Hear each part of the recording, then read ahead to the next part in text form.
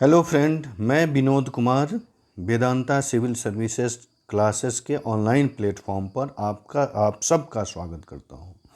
मैं एनसीईआरटी का जो सीरीज चला रहा हूं, इसी सीरीज में क्लास 6 हिस्ट्री की क्लास में लेकर के कंटिन्यू कर रहा हूं आप लोगों के सामने नहीं, और मैं कोशिश कर रहा हूं कि ये सीरीज मैं पूरा करूं। ये सीरीज है एनसीईआरटी क्लास 6 हिस्ट्री का है, और इसमें हम लोग फर्स्ट चैप्टर का डिस्कशन हम लोग कर चुके हैं। अब है सेकंड चैप्टर, दूसरे चैप्टर का नाम है आरंभिक मानव की खोज। आरंभिक मानव की खोज सेकंड चैप्टर है, क्लास 6 एनसीईआरटी हिस्ट्री। मैं इसलिए इस सीरीज को लेकर के आया हूँ कि आए दिन बच्चे इस एनसीईआरटी को एस्केप कर जाते हैं और आगे उनकी तैयारी में प्रॉब्लम होता है। तो मेरी कोशिश है कि उस प्रॉब्लम का सॉल्यूशन निकाल दिया जाए। बहुत बच्चे हैं एनसीईआरटी पढ़ने से वंचित हो जाते हैं। जो बच्चे एनसीईआरटी नहीं पढ़ते हैं उनका बेसिक कमज़ोर हो जाता है, और बेसिक जब तक मजबूत नहीं होगा तो आगे की तैयारी उनकी अच्छी नहीं होती है। इसी पॉइंट ऑफ व्यू से मैं एनसीईआरटी का सीरीज चला रहा हूँ, और उस सीरीज में पहला सीरीज है क्लास 6 हिस्ट्री का, जिसमें फर्स्ट चैप्टर का डिस्कशन हम लोग कर चुके हैं, और आज सेकंड चैप्टर का डिस्कशन कर रहा हूँ। सेकंड चैप्टर का नाम है आरंभिक मानव की खोज। यह अर्थात आरंभिक समय में मानव की खोज कैसे हुई, मानव की उत्पत्ति और विकास से संबंधित है। आपको पता है आरंभ में मानव की खोज जो है, ये आरंभ में मानव की खोज जो है, अर्थात इसको हम मानव की उत्पत्ति और विकास से तुलना कर सकते हैं। ताकि इसका मानव की खोज का तात्पर्य है मानव की उत्पत्ति और विकास। अर्थात हम देखेंगे कि मानव की उत्पत्ति जो है ये आपको पेलियोसीन काल में एक प्राइमेट के रूप में होती है। मानव की उत्पत्ति पेलियोसीन काल में प्राइमेट के उत्पत्ति रूप में होती है, और यह प्राइमेट जो है स्तनधारियों के समूह को प्राइमेट कहा जाता था। और ध्यान रखेंगे, यह स्तनधारी के समूह जो थे प्राइमेट, इसमें 6 प्रकार के जानवर थे। पहला जानवर था कपी या बानर, दूसरा था लंगूर, तीसरा चिंपांजी, चौथा गोरिल्ला, पांचवा औरंगटन और छठा छुछुंदर। अर्थात ये सारे जो प्राणी हैं ये सब प्राइमेट समूह में थे। और इसी में क्रमशः आप देखेंगे कपी और बानर जो था समय के हिसाब से अपने आप को विकसित किया, और बाकी के 5 जो है एज इट इज रह गए। ठीक है, इसी की चर्चा यहाँ पे की जा रही है, और हम लोग देखेंगे कि इसके इम्पोर्टेंट, मैं कोशिश करूँगा कि इम्पोर्टेंट फैक्ट जो हैं उनके साथ साथ इसके कंसेप्ट को मैं क्लियर करते चलूँ ताकि आपको प्रॉब्लम ना हो। आइए हम लोग स्टार्ट करते हैं, इम्पोर्टेंट फैक्ट को देखते हैं, साथ में कंसेप्ट को भी देखेंगे। सॉरी। पहला है, लोग जो इस उपमहाद्वीप में 20 लाख वर्ष पहले रहा करते थे, आज हम उन्हें शिकारी और खाद्य संग्राहक के नाम से जानते हैं। यह बताया जा रहा है भारतीय उपमहाद्वीप का अर्थ है आधुनिक पाकिस्तान से लेकर के वर्तमान भारत तक की बात कही जा रही है। जो 20 लाख पहले यहाँ जो मानव रहता था, वही मानव आज खाद्य संग्राहक के रूप में जाना जाता है। अर्थात पहले जो मानव था ये जंगली था, घुमंतू था, शिकारी था। समझ गए ना, शिकारी था। उसके बाद क्रमिक रूप से उस मानव में समय के हिसाब से, परिस्थिति के हिसाब से उसमें विकास हुआ, और विकसित होकर के वही मानव आगे चल कर के खाद्य संग्राहक बन गया। ये जंगली जानवरों का शिकार करते थे। जो खाद्य संग्राहक बने वो पहले क्या करते थे, जंगली जानवर का शिकार करते थे। पेड़ पौधे से मिलने वाले खाद्य पदार्थ भोजन के अत्यंत महत्वपूर्ण स्रोत थे। अर्थात आपको पता है यह मानव जो था जंगल में रहता था, जंगली जानवरों का शिकार करके अपना भरण पोषण करता था। फिर जंगल में जो पेड़ पौधे थे उनसे जो भोज्य पदार्थ मिलते थे वह इसका महत्वपूर्ण स्रोत था, उससे भी अपना भोजन का काम चलाता था। वे अधिक भोजन और पानी की खोज में एक दूसरे से, आप ध्यान रखेंगे, वे और जहाँ रुकते थे वहाँ जब भोजन और पानी समाप्त हो जाता था तो उसकी खोज में ये एक जगह से दूसरे जगह पे जाते थे। ठीक है, उसी की चर्चा कर रहा है। ये अधिक भोजन और पानी की खोज में एक दूसरे से दूसरे जगह घूमते रहते थे। नेक्स्ट फैक्ट है, शिकारी खाद्य संग्राहक लोगों ने अपने लिए पत्थर, लकड़ी, हड्डियों के औजार बनाए। ठीक है, ये खाद्य संग्राहक जो शिकारी लोग थे ये पहली बार पत्थर के औजार बनाए, फिर लकड़ियों के औजार बनाए, फिर हड्डियों के औजार बनाए।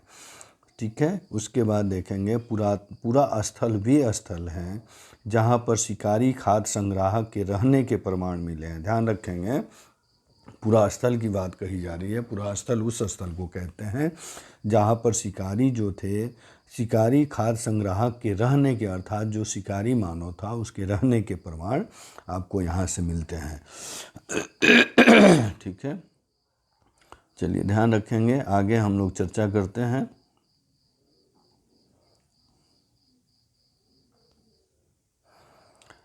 नेक्स्ट फैक्ट है, ध्यान रखेंगे, नेक्स्ट फैक्ट है यहाँ पे, आरंभिक लोग आग जलाना सीख गए। आरंभिक लोगों की बात कहा जा रहा है। ये आग जलाना सीख गए। आग का प्रयोग कई कार्यों के लिए ये लोग करते थे, जिसमें पहला था ये प्रकाश के लिए, अर्थात रोशनी के लिए इन्होंने आग का प्रयोग किया। फिर मांस जो था, प्रारंभिक काल में देखिएगा, प्रारंभिक समय ये कच्चा मांस का सेवन करते थे, लेकिन जब आग का आविष्कार हुआ तो वो मांस को पकाने लगे। फिर खतरनाक जो जंगली जानवर थे उनसे दूर उनको भगाने में ये आग उनकी सहायता करता था। नेक्स्ट है, लगभग 12,000 साल पहले दुनिया की जलवायु में बड़े बदलाव आए। परिणाम स्वरूप घास वाले मैदान बनने लगे। पशु समूह, जानवरों को पालतू बनाना और मछली पकड़ना आम बात हो गई। ये कहा जा रहा है लगभग 12,000 वर्ष पहले की बात ये कही जा रही है, और ये समझाने की कोशिश कर रहे हैं कि 12,000 साल पहले दुनिया की जलवायु में बड़ा बदलाव आया, अर्थात उसके परिणाम स्वरूप क्या हुआ, बदलाव की बात, जलवायु परिवर्तन, अर्थात जो हिम युग था उसमें आर्द्रता आई, फलस्वरूप वहाँ के भौगोलिक स्थितियाँ बदली, और उसके फलस्वरूप आप देखेंगे घास वाले मैदान बनने शुरू हुए। और घास वाले जब मैदान बने तो वहाँ पशुओं की संख्या बढ़ी, और उसी समय ये लोग जो थे जानवरों को पालतू बनाना और मछली पकड़ना शुरू कर दिए, यानी ये इनकी जीवनचर्या का एक हिस्सा बन गया। इसी दौरान उपमहाद्वीप में इसी दौरान उपमहाद्वीप की बात हो रही है। उपमहाद्वीप के विभिन्न इलाकों में गेहूँ, जौ, धान जैसे अनाज, यहाँ देखेंगे, ध्यान रखेंगे, यह कहा जा रहा है इसी उपमहाद्वीप के विभिन्न इलाकों में गेहूँ, जौ, धान जैसे अनाज प्राकृतिक रूप से उगने लगे थे, और लोगों ने इन अनाजों को खुद पैदा करना सीख लिया। प्रारंभिक काल में जब मानव ने कृषि स्टार्ट किया तो उसका पहला उपजाऊ जो फसल था वो गेहूँ था, जौ था और धान था। ठीक है, जिन गुफाओं में लोग रहते थे उनमें से कुछ की दीवारों पर चित्र मिले हैं। ये कहा जा रहा है कि जिस गुफा में मानव रहता था उसके दीवार पर कुछ चित्रकारी भी करता था। इनमें जंगली जानवरों को आप बड़ी कुशलता से सजीव चित्र अंकित किए गए हैं। ध्यान रखेंगे, ये कहा जा रहा है कि जिन गुफा में लोग रहते थे उसके दीवारों पर लोगों ने चित्र बनाना शुरू किया, और उस चित्र जो थे ये जंगली जानवरों के चित्र हुआ करते थे, जो लगता था एकदम सजीव हैं। आपको पता है पहली बार मानव जो है ये चित्रकारी का प्रयोग कहाँ किया, भीमबेटका, मध्य प्रदेश के, आप ध्यान रखेंगे ये मध्य प्रदेश के एमपी के भीमबेटका में, ध्यान रखेंगे कहाँ पर, भीमबेटका, एमपी के भीमबेटका में मानव ने पहली बार चित्रकारी का प्रयोग किया। क्या कहाँ किया? एमपी मध्य प्रदेश के भीमबेटका में मानव ने, आप ध्यान रखेंगे, चित्रकारी का प्रयोग पहली बार मानव ने कहाँ किया? भीमबेटका में। ठीक है जी, चलिए आगे बढ़ते हैं। हुसंगी में पूरा पाषाण युग के कई पुरास्थल मिले हैं। कुछ स्थलों से अलग अलग कार्यों में लाए जाने वाले कई प्रकार के औजार मिले हैं। अधिकांश जो औजार हैं ये चूना पत्थर से बनाए गए हैं। ध्यान रखेंगे, ये पूरा पाषाण युग की बात कही जा रही है, अर्थात पूरा पाषाण काल में आपको पता है पूरा पाषाण काल को 3 भागों में बांटते हैं। पहला है पूरा पाषाण काल, मध्य पाषाण काल, नव पाषाण काल। फिर क्रमिक रूप से पूरा पाषाण काल को निम्न पूरा पाषाण काल, मध्य पूरा पाषाण काल और उच्च पूरा पाषाण काल में बांटते हैं।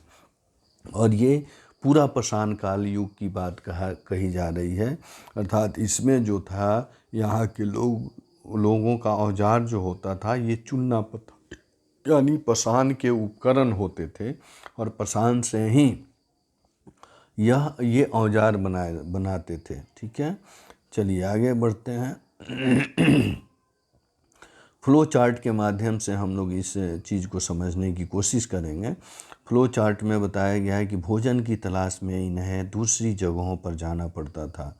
जानवरों का शिकार करने वाले लोग भी इनके पीछे पीछे जाया करते थे और खाद्य संग्राहक के एक जगह से दूसरे जगह पर घूमते रहते थे। जो खाद्य संग्राहक थे वह एक जगह से भोजन की तलाश में दूसरे जगह तक घूमते रहते थे और इसलिए घूमते थे कि उन्हें पेड़ और पौधे के फल फूल अलग अलग मौसम में आते थे। उनकी तलाश में उपयुक्त मौसम के अनुसार उन अन्य इलाकों में घूमते थे और उसके साथ ही पानी के खोज में भी ये लोग एक जगह से दूसरे जगह जाते थे। दूसरी बार देखेंगे, जब 12,000 वर्ष पहले की बात कही जा रही है, जब मौसम परिवर्तन हुआ उसी समय घास के मैदान बने। घास के मैदान बनने की वजह से वहाँ पर पशुपालन होने लगा और पशुओं में मुख्य रूप से हिरन, भेड़, बकरी और गाय जैसे जानवरों की संख्या बढ़ी। बदलती जलवायु परिवर्तन के कारण लोगों ने जानवर को पकड़कर अपने ज़रूरत के अनुसार पालना और मछली पकड़ना शुरू किया। लोगों ने घास खाकर जिंदा रहने वाले पशुओं के विषय में जानकारी इकट्ठा करनी शुरू कर दी। चलिए ध्यान रखेंगे, यहाँ कहा जा रहा है पूरा पाषाण काल। कुछ टर्मिनोलॉजी को इन्होंने समझाने की कोशिश की है। पूरा स्थल वह स्थल है जिस स्थान पर औजार, बर्तन और इमारतें जैसी वस्तुओं के अवशेष मिलते हैं। आवासीय पुरा स्थल आरंभिक मानव जिन स्थानों पर रहता था जैसे गुफाओं और खंदराओं में, उसे आवासीय पुरा स्थल कहते हैं। प्रारंभिक पूरा पाषाण युग अर्थात ये पाषाण काल की बात कर रही है, कहा जा रहा है यहाँ पर। और प्रारंभिक अर्थात पूरा पाषाण युग के समय की चर्चा इन्होंने की है। आज से 20 लाख से लेकर के 80,000 साल पूर्व का समय जो है ये पूरा पाषाण काल का है। मध्य पाषाण काल का 80,000 से 40,000 ईसा पूर्व का है। उसी तरह उत्तर पूरा पाषाण काल का इन्होंने समय बताया है 40,000 से 12,000 साल वर्ष पूर्व। ठीक है। मेसोलिथिक जिस काल में दुनिया की जलवायु में बड़ा परिवर्तन आया उसे मेसोलिथिक ये एज कहते हैं, अर्थात मध्य पाषाण काल की संज्ञा उसे दी जाती है। नव पाषाण युग आज से लगभग 10,000 साल पहले का समय, और यही नव पाषाण काल जो है यह क्रांति का काल है। नव पाषाण युग को क्रांति का काल कहते हैं, ध्यान रखेंगे, क्रांति का काल कहते हैं। और इसी को सर जॉन लुबाक जो है यह अपने प्री हिस्टोरिकल टाइम में इन्होंने चर्चा की है, इसे नव पाषाण क्रांति की संज्ञा दी है। साथ ही डी गार्डन चाइल्ड महोदय भी नव पाषाण क्रांति की संज्ञा इसको नव पाषाण युग को देते हैं। और आपको पता है इसी नव पाषाण युग में ही कृषि की शुरुआत, ये मैं नव पाषाण काल की चर्चा कर रहा हूँ, आपको पता है, ध्यान रखेंगे, ये नव पाषाण युग में ही, ध्यान रखेंगे, कि यहाँ पर कृषि की शुरुआत होती है। कृषि के शुरुआत होते ही अस्थाई आवास बनने लगे। अस्थाई आवास के साथ साथ घर का विकास हुआ। घर के विकास के साथ साथ गांव का विकास हुआ और यहीं पे कच्ची ईंटों के आयताकार घर मिलने लगे। साथ में मृदभांड का भी विकास हुआ और पशुपालन का भी शुरुआत यहीं पे देखा जाता है। उद्योग स्थल, जिन स्थलों पर लोग औजार बनाते थे, ऐसी जगहों पर पत्थर के टुकड़े मिलते हैं। उन स्थलों का उद्योग स्थल कहते हैं। ठीक है। नेक्स्ट है घास के मैदान। जिन क्षेत्रों में अधिक उपजाऊ भूमि, फसलें पैदा होती थी, घास के मैदान कहलाते थे। आवासीय और उद्योग स्थल, जब लोग उद्योग स्थलों पर कुछ ज़्यादा समय तक रहा करते थे तो ऐसे स्थलों को की आवासीय और उद्योग स्थल कहते हैं। शिकार खाद्य संग्राहक, जो लोग उपमहाद्वीप में 20 लाख वर्ष पहले रहा करते थे, आज हम उन्हें खाद्य संग्राहक के नाम से जानते हैं। यह नाम उन्हें भोजन इंतजाम करने की विधि के आधार पर मिला, क्योंकि जंगली जानवरों का शिकार करते थे और मछली और चिड़िया पकड़ते थे ये लोग। पूरा पाषाण काल इतिहास का वह भाग जो 20 लाख साल पहले से 12,000 साल पहले के दौरान माना जाता है, उसे पूरा पाषाण काल कहते हैं। मध्य पाषाण काल अर्थात देखेंगे ये पूरा पाषाण काल जो है, इसी में पूरा पाषाण काल में 3 पार्ट होते हैं। पहला है निम्न पूरा पाषाण काल, दूसरा है मध्य पूरा पाषाण काल और तीसरा है उच्च पूरा पाषाण काल। ध्यान रखेंगे, निम्न पूरा पाषाण काल को ही औजार बनाने की प्रकृति के हिसाब से इसे कोर प्रणाली या कोर संस्कृति भी कहा जाता है। ठीक है। और यहीं पे मानव जो था ये क्वार्टजाइट पत्थर से औजार बनाता था और औजार के जो इनके मुख्य उपकरण थे उनको चॉपर, चॉपिंग और बिदारनी कहते हैं। नेक्स्ट है, इसी में देखेंगे मध्य पूरा पाषाण काल। मध्य पूरा पाषाण काल जो है, निम्न पूरा पाषाण काल की अपेक्षा मध्य पूरा पाषाण काल के लोग जो थे ये कुछ विकसित हो चुके थे और इनकी औजारों की प्रकृति भी बदल चुकी थी।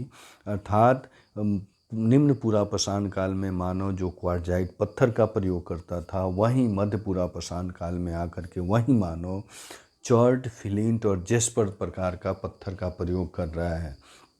जैसे पहले क्वार्टजाइट पत्थर जो था ये सॉफ्ट होता था अपेक्षाकृत, उनसे चॉर्ट और जेस्पर पत्थर जो है ये काफ़ी कठोर होते हैं और इन्हीं से फलक प्रकार की औजार बनाए जाते हैं। इससे जब पत्थर को पत्थर पे तोड़ा जाता था तो उससे परत निकलती थी और उस परत से मानव औजार बनाता था, जिसकी वजह से इसे फलक संस्कृति कहा जाता है। और इस काल के अर्थात मध्य पूरा पाषाण काल के जो औजार होते थे यह खुरचनी, बेधनी और तक्षनी प्रकार के होते थे। ध्यान रखेंगे। तीसरा है उच्च पूरा पाषाण काल।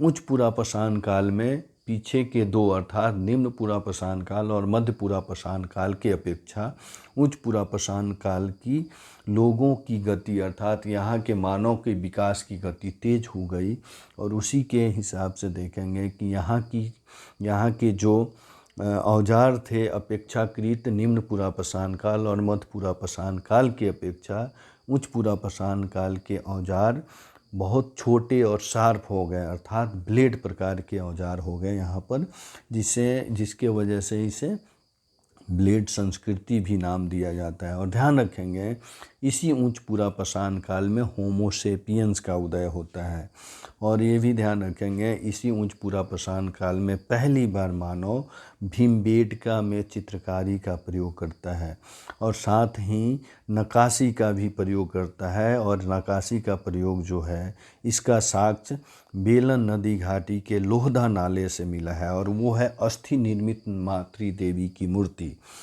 ठीक है। अब आगे बढ़ते हैं मध्य पाषाण काल। ध्यान रखेंगे हम लोग चर्चा कर रहे हैं किसका, मध्य पाषाण काल का।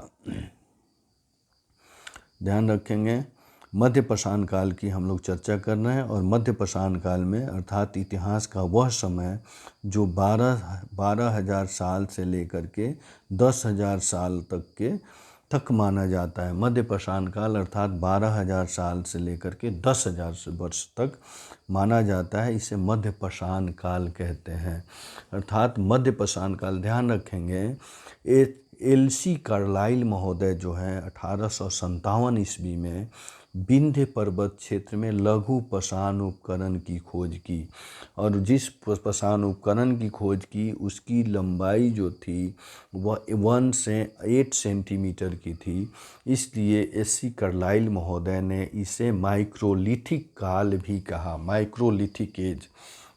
ध्यान रखेंगे, किसने कहा? एलसी कार्लाइल महोदय ने मध्य पाषाण काल को माइक्रोलिथिक एज भी कहा।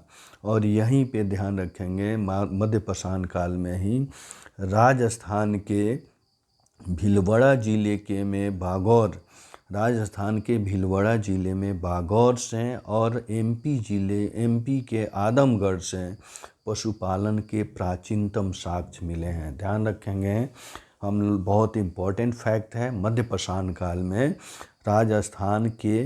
राजस्थान के भीलवाड़ा जिले के बागौर से और मध्य प्रदेश के आदमगढ़ से पशुपालन के प्राचीनतम साक्ष्य मिले हैं मध्य पाषाण काल में। और नेक्स्ट है, हम लोग देखेंगे लघु पाषाण काल। लघु पाषाण काल का अर्थ होता है इस काल में पत्थर के औजार बहुत छोटे हो गए।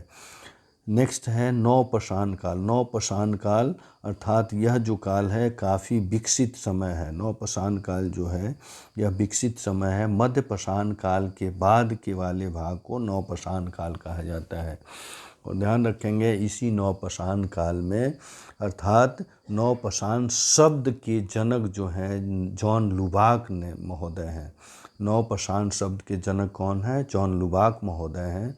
और साथ ही नवपाषाणिक क्रांति के जो जनक हैं ये गॉर्डन चाइल्ड हैं। अर्थात गॉर्डन चाइल्ड महोदय ने नवपाषाण क्रांति शब्द दिया। अर्थात नवपाषाण काल में देखेंगे कि यहाँ बहुत सारे परिवर्तन हुए और मानव का जीवन अत्यधिक गतिशील हो गया।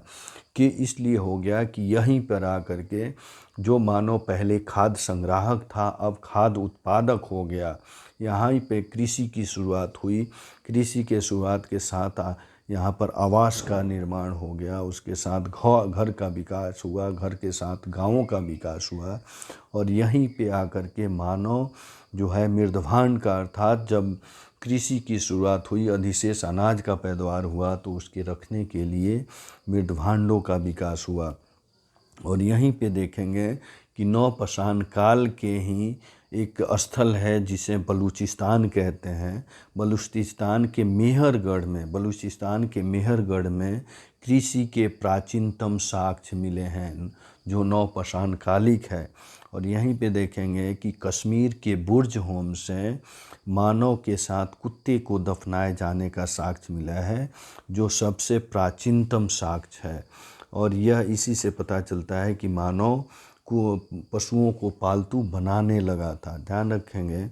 और एक और फैक्ट है, कश्मीर के गुफ कराल से मानव के गर्तावास और हड्डी के उपकरण भी प्राप्त हुए हैं। और इसी काल में देखेंगे नवपाषाण काल में ही यूपी के कोल्डीवा से चावल के प्राचीनतम साक्ष्य मिले हैं। बहुत इम्पोर्टेंट फैक्ट है, आप ध्यान रखेंगे।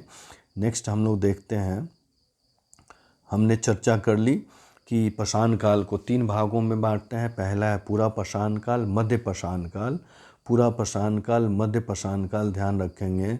और लास्ट का है नवपाषाण काल, ध्यान रखेंगे,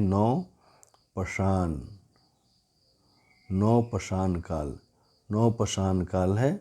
और ये ध्यान रखेंगे पूरा पाषाण काल के भी 3 पार्ट हैं। पहला है निम्न पूरा पाषाण काल, दूसरा है मध्य पूरा पाषाण काल, तीसरा है उच्च पूरा पाषाण काल। उसके बाद मध्य पाषाण काल, फिर नवपाषाण काल। इन समयों की चर्चा हम लोग कर चुके हैं। चलिए आगे बढ़ते हैं। कुछ प्रश्न हैं, प्रश्न को हम लोग समझने की कोशिश कर रहे हैं, देखने की कोशिश कर रहे हैं। खाद्य संग्रह की यहाँ फिल इन द ब्लैंक्स वाले प्रश्न हैं।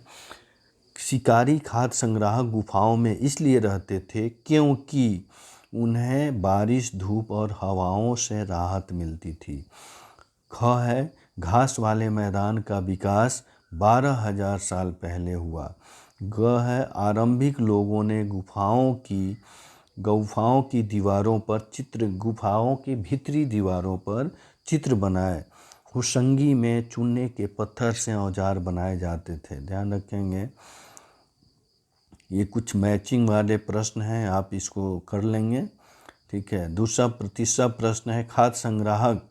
शिकारी खाद्य संग्राहक एक स्थान से दूसरे स्थान पर क्यों घूमते रहते थे? उनकी यात्रा और आज की हमारी यात्रा के कारणों में क्या समानताएं या भिन्नताएं हैं? इसको आप देखेंगे, ध्यान रखेंगे। हम लोगों ने इसकी चर्चा कर ली है। चलिए, कुछ बहुविकल्पिक प्रश्न हैं। ऑब्जेक्टिव प्रश्न को हम लोग देखते हैं। शिकारी खाद्य संग्राहक उपमहाद्वीप में कितने वर्ष पहले रहा करते थे?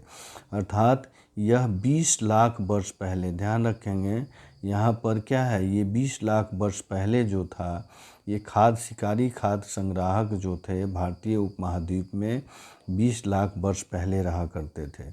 वह कौन स्थल है जहाँ लोगों द्वारा पत्थरों से औजार बनाए जाते थे?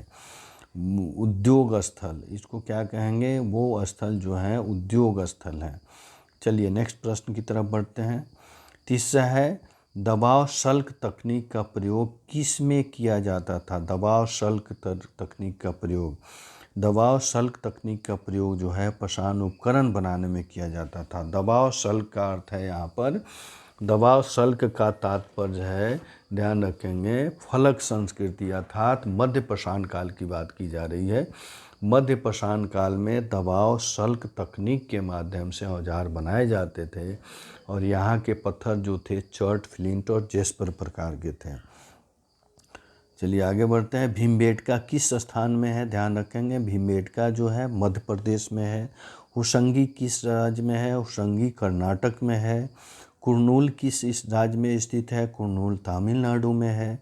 हुशंगी से औजार किस चीज़ से बनाए जाते थे? चूना पत्थर से हुशंगी के औजार बनाए जाते थे। भारत में पूरा पाषाण युग के दौरान शुतुरमुर्ग के अंडों के अवशेष कहाँ मिले हैं?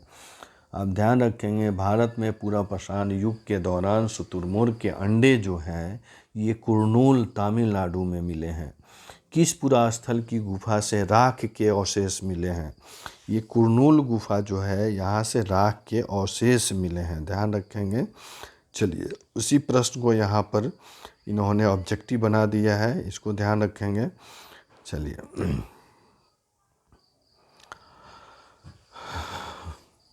देखिए आप लोग ध्यान से इस वीडियो को अगर देखेंगे, वॉच करेंगे तो आपका कंसेप्ट भी क्लियर होगा और फैक्ट भी याद हो जाएगा।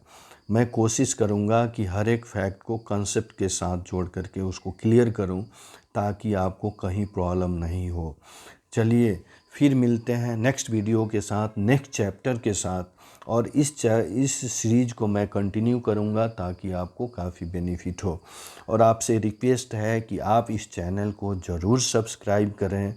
सब्सक्राइब करने के साथ साथ बेल आइकन को ज़रूर दबाएं ताकि कोई भी मैं इन्फॉर्मेशन डालूं या कोई भी वीडियो डालूं तो उसका नोटिफिकेशन आपके पास जा सके। और आप भी सब्सक्राइब करें, अपने मित्रों से भी सब्सक्राइब कराएं क्योंकि उनको भी इन्फॉर्मेशन मिल सके। तो मेरी गुजारिश है कि आप इस चैनल को सब्सक्राइब करें, लाइक करें और शेयर ज़रूर करें। चलिए फिर मिलते हैं नेक्स्ट वीडियो के साथ, तब तक के लिए धन्यवाद।